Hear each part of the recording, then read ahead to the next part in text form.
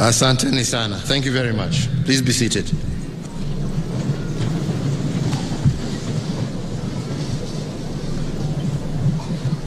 Honorable Cabinet Secretaries here present, CDF, VCDF, service commanders, all general officers serving and those retired, and service members, officers of KDF, your families who are here present, these wonderful school children who have entertained us. Hamjambo. Hamjambo tena. KDF. KDF. Asanteni sana. Mbele ya nisome hotuba kidogo niko naye hapa, ningewauliza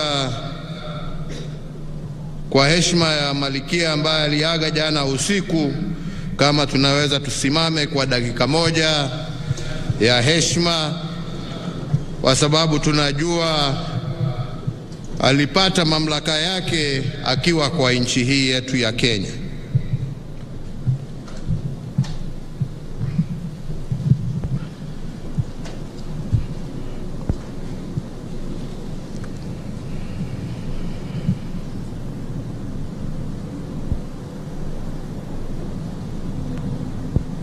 Asanteni sana na washukuru.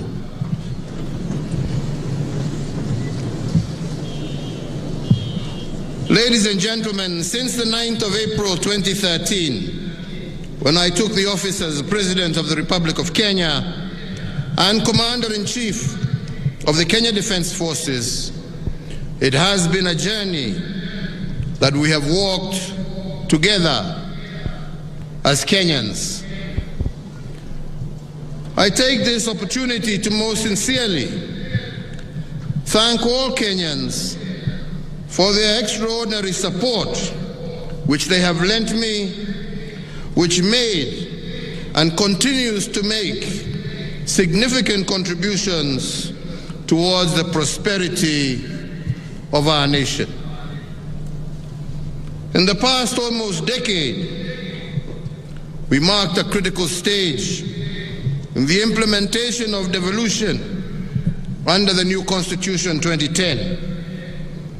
This system of governance was a vehicle of bridging inequalities and enhancing service delivery to our people.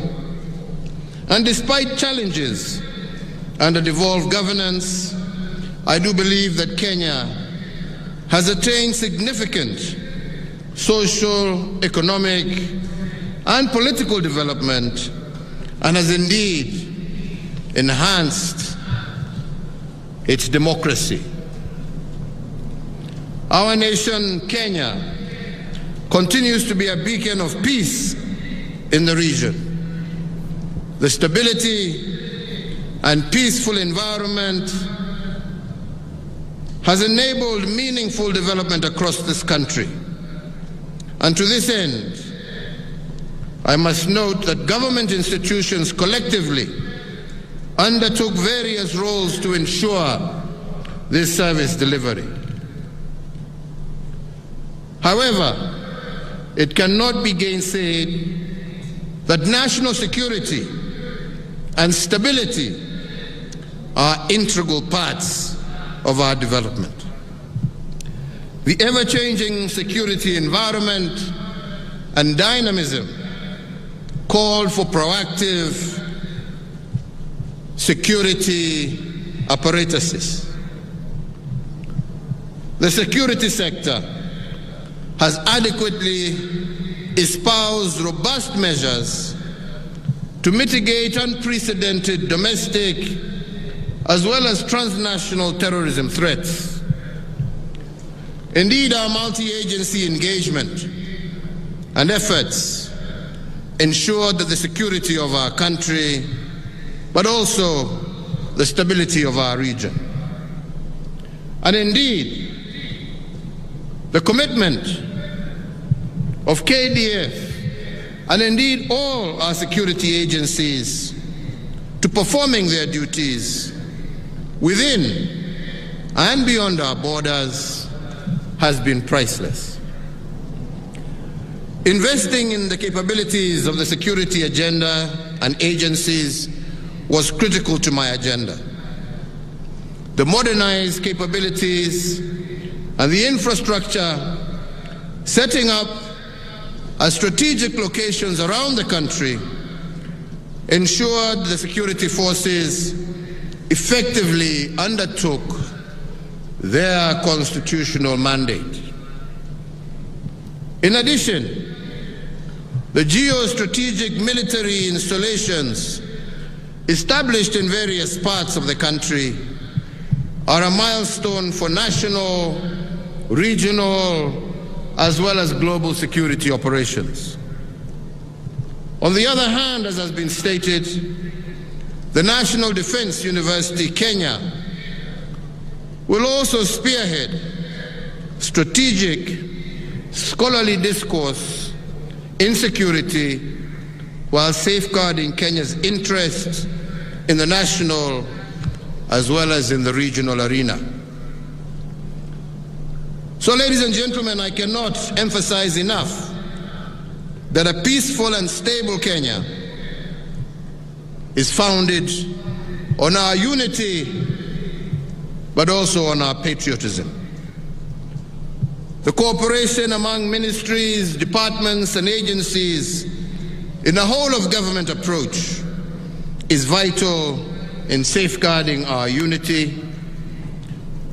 And the Big Four agenda, founded on an unwavering desire to transform living conditions, I do believe is a development blueprint to enhance service delivery and to improve lives through providing affordable universal health care, affordable housing, food security, as well as developing. Also been significant efforts in the construction of regional KDF hospitals in Nairobi, Isiolo, Eldoret, Nakuru, and soon Mombasa, amongst others, not to mention the police hospital and the prisons hospital, which are also now complete. These facilities will be able to offer specialized health services to all our security forces. So the infrastructure development during my tenure was affirmation of the promise to transform Kenya as a strategic frontier featuring strategic prioritized projects. These include the construction of the SDR, the road network across our country, succeed. They have the potential to influence positive change. And indeed, in the last 10 years, my administration adopted initiatives that saw Kenya spring on the course of realizing gender equality. Policies were championed in government departments and ministries to achieve gender equality and in the empowerment of women in governance. And indeed, today, we have two ladies with us, Ambassador Rachel Omamo, as well as Dr. Monica Juma, who at one stage or another were cabinet secretaries in the Ministry of Defense, while we also have our First Lady General Officer, Major General Fatuma Ahmed, and I believe that all of this is progress towards involving and ensuring that gender is taken into account in all policies and in all areas of governance. So, ladies and gentlemen, to UKDF, I want to pay particular tribute. I appreciate the support and participation that KDF has rendered not just in the security sector, but also in our national development. We cannot underscore the incredible role that you have had in rehabilitating key infrastructure across the country that had been once upon a time left dilapidated. The Nairobi-Nyanyuki, the Nairobi-Nakuru-Kisumu meter gauge railway, the Kisumu dockyard, Mbita Causeway, the Kenya Meat Commission, just a few. And all these are a dream that have come true to many Kenyans whose contribution to livelihoods, our people, will be hugely impactful, especially to those who live in pastoral areas who now have a consistent and ready market for their livestock. Furthermore, under the affordable housing pillar, through the public-private partnership, the construction of 3,500 housing units for service members in Nairobi, Mombasa, Nakuru, and Nyanyuki has commenced, as well as the NCO facility that is being developed in Gilgil. To support the preservation as well as presentation of our history and our cultural heritage, the KDF led a multi-agency team in the construction of the Uhuru Gardens National Monument and Museum, which will be a central place for the preservation of our history and heritage. The Defense Forces counter-terrorism efforts, together with those of other security agencies, will continue to be crucial in ensuring our national security. So I salute each and every one of you, ladies and gentlemen, for your commitment and dedication to duty, your selfless service, who has walked the journey of building our nation with me, and once again, in particular, the Kenya Defense Forces.